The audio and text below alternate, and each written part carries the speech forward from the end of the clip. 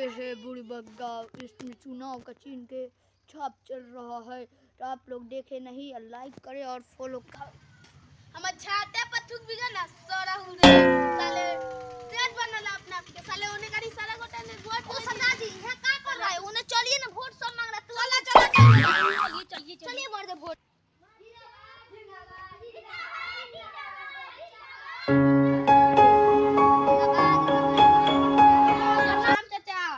vote दी है तू लड़की छाप अच्छा चाचा के दे बेदारू गाड़ी कर दे ओ चाचा हम फ्रीज दी बाबू हमरा पे वोट देवा तो वॉशिंग मशीन दे बाबू आ कहबत एगो लामका खेरो थरा केरा लारे ना आवा कपड़ा मार दे ओ चाचा बढ़िया देखा तेरा घर बना ले बारी गरम छाप सब फुदी चला ठीक है ओ चाचा चला